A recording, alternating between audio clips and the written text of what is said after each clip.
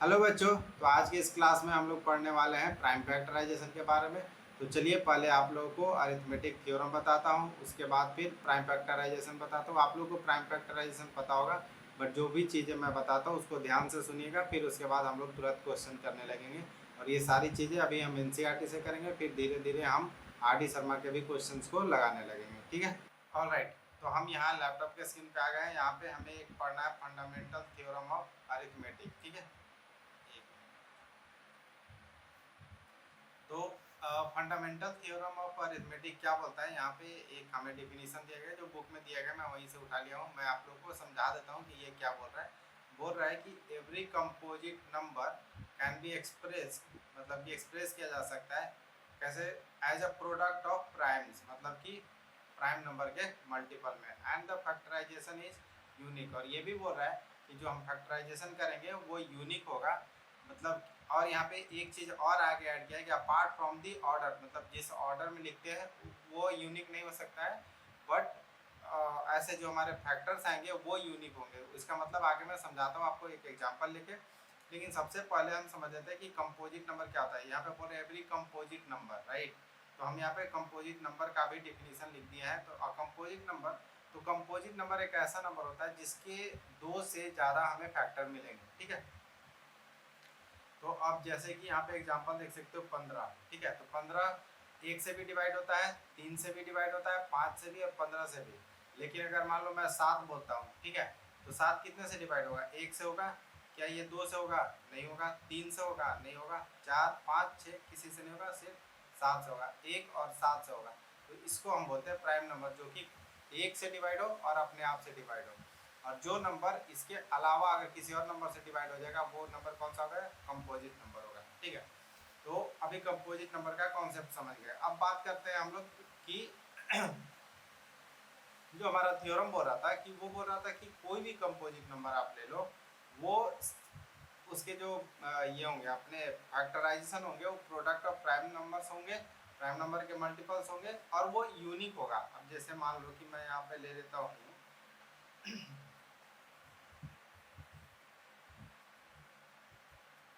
मैं यहाँ पे ले लेता हूँ 60। ठीक है, तो अगर हम 60 का प्राइम फैक्टराइजेशन करेंगे, जो कि आप बचपन से करते आ रहे होगे, तो क्या होगा?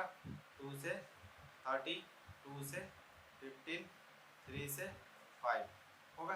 तो हम यहाँ पे लिखेंगे इसको 2 इंटू 2 इंटू 3 इंटू 5। अच्छा, आप लोगों में से कुछ लोग ऐसे होंगे कि 60 को डायरेक्ट 4 से डिवाइड कर देंगे, 4 से इसको दे देंगे 15 और इसको दे देंगे 3 से 5।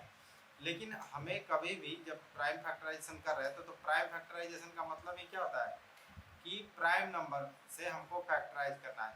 तो 4 क्या प्राइम नंबर है? नहीं है, तो इससे हमें नहीं करना है। फिर 4 को वापस हमें तोड़ना पड़ेगा 2 इंटू 2। अब 2 हमारा प्राइम नंबर है, इसीलिए मैं यहाँ पे 2 से डिवाइड लगाए। अगर आप लगाओगे डिवाइड, गलती नहीं है, बट हाँ ये प्राइम फैक्टराइजेशन नहीं है क्योंकि 4 एक प्राइम नंबर नहीं है। तो यहाँ पे हमने जब 60 को फैक्टराइज करा तो आया 2 इंटू 2 इंटू 3 इंटू 5। अब ये बोल रहा था कि कोई भी जो हमारा नंबर है वो किसके फॉर्म में आ जाएगा? अपना कंपोजिट नंबर जो होगा वो किसके फॉर्म में आ जाएगा? प्रोडक्ट। प्रोडक्ट मतलब multiply of prime numbers. Prime number ये हो गया, एक मिनट मैं कलर चेंज कर लेता हूँ। हमारा प्राइम नंबर ये हो गया और उसके प्रोडक्ट ये हो गया मल्टीप्लाई वाले। ठीक है, यहाँ तक कोई दिक्कत नहीं है, ये लाइन समझ गए।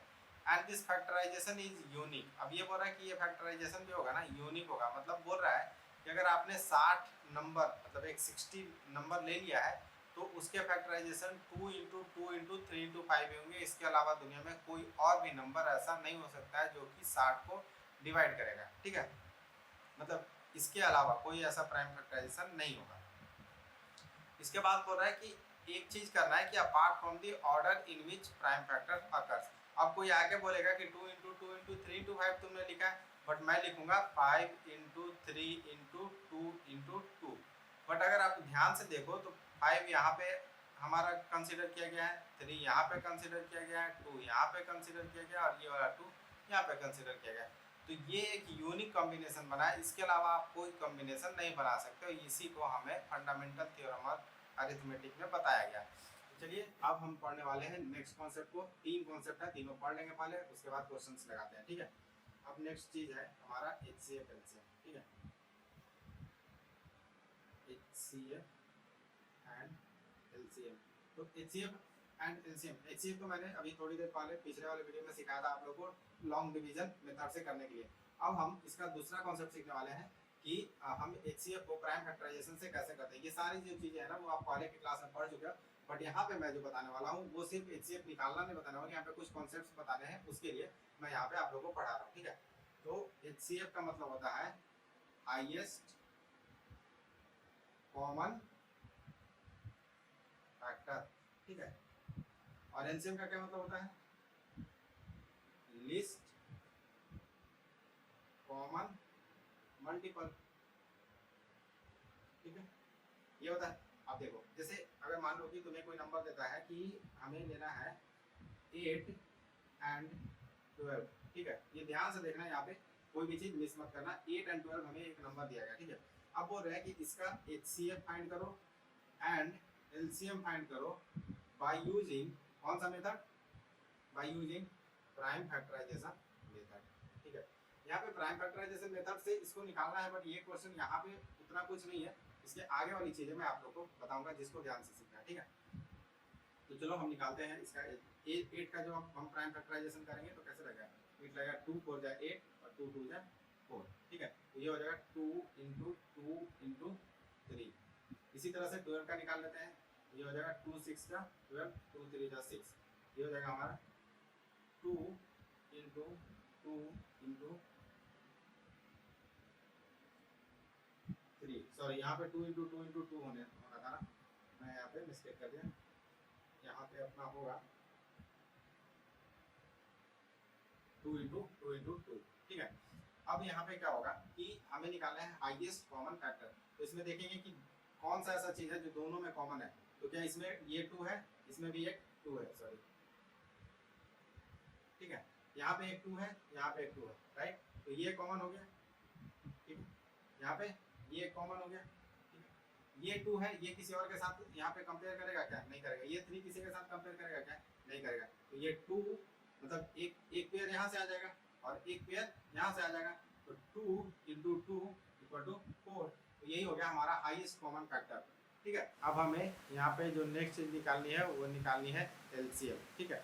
तो यहाँ पे 8 को देखो, 8 को क्या लिख सकते हैं 2 2 का क्यूब, ठीक है, और हम 12 को क्या लिख सकते हैं 2 का स्क्वायर इंटू 3। यहाँ तो कोई दिक्कत नहीं होना चाहिए, बस इसको पावर में लिखिए। तो LCM जब निकालना हो प्राइम फैक्टराइजेशन मेथड से, तो हम क्या करते हैं कॉमन जो दोनों में जैसे 2 है दोनों में, तो उसका जो मैक्सिमम पावर है वहाँ से हम ले लेते हैं।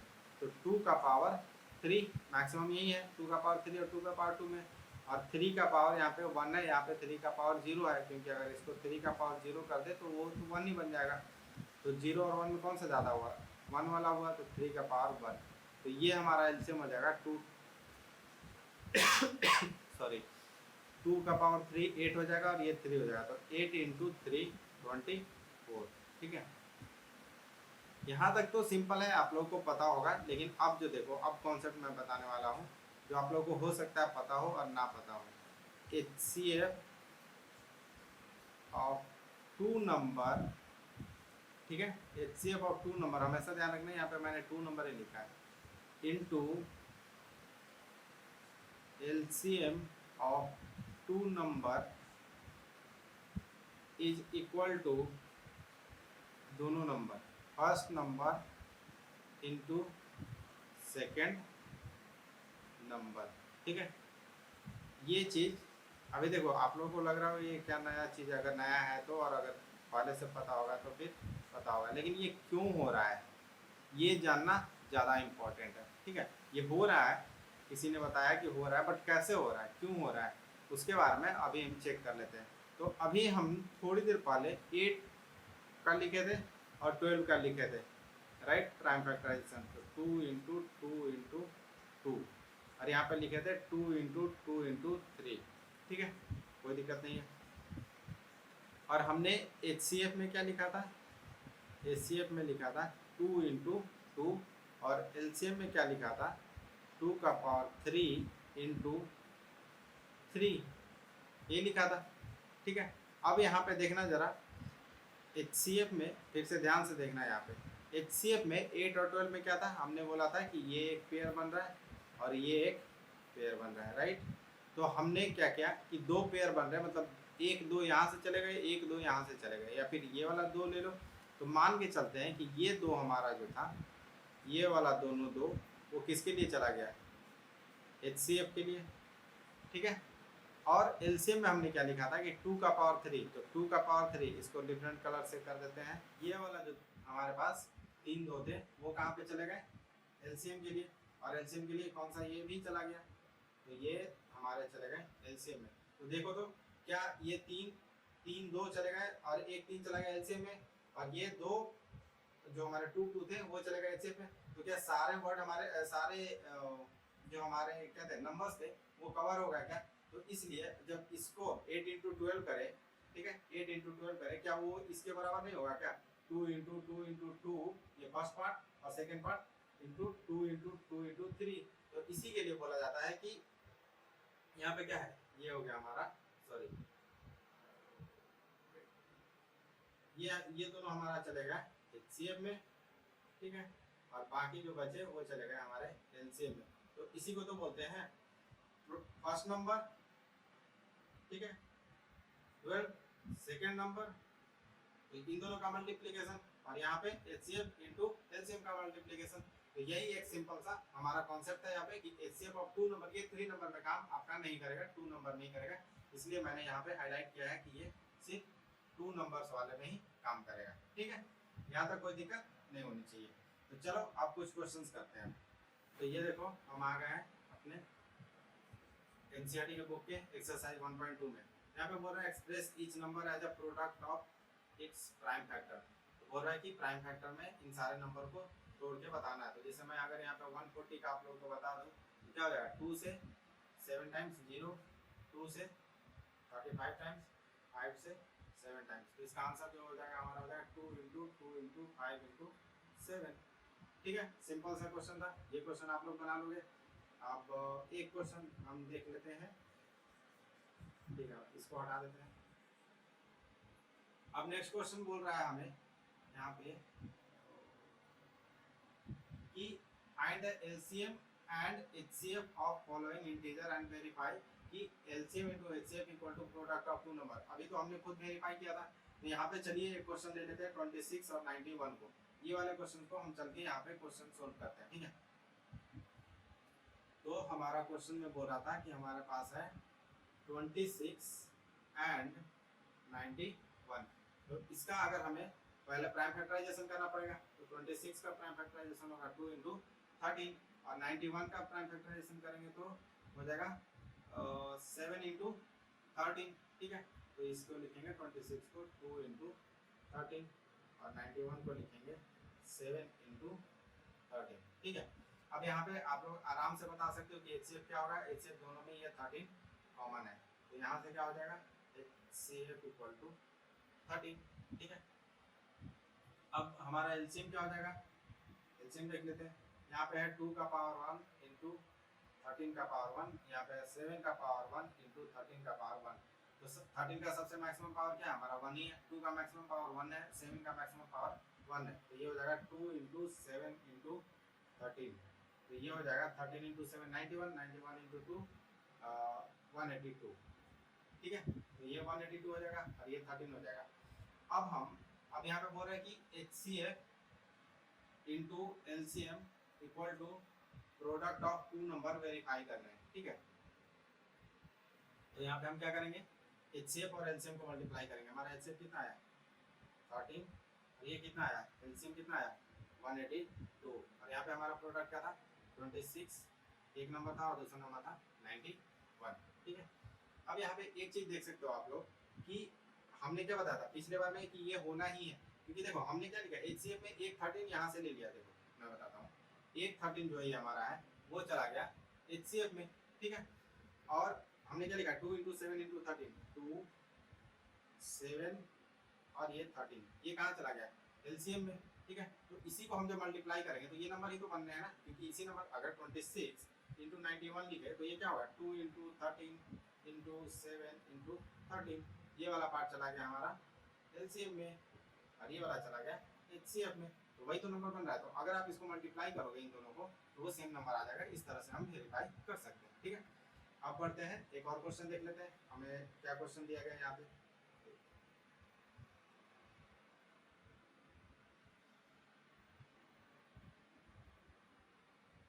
थर्ड वाला क्वेश्चन आप लोग खुद कर लोगे। यहाँ पे बोल रहा है कि अप्लाई करना प्राइम फैक्टराइजेशन और उसके थ्रू हमें निकालना है एलसीएम एंड एचसीएफ, ठीक है। तो ये क्वेश्चन मैंने ऑलरेडी बता दिया। अब यहाँ पे देखो एक नया क्वेश्चन है, गिवन की एचसीएफ इतना दिया हुआ है तो एलसीएम कितना होगा। तो ये हम क्या कर सकते हैं कि ये हमारा जो फॉर्मूला है उसमें लगा सकते हैं। क्या बोला 306 और 657 का जो हमारा एचसीएफ है वो 9 आता है, ठीक है। तो हम क्या करेंगे, हमें बोल रहा है कि हमारा जो नंबर है वो 306, एक और क्या था,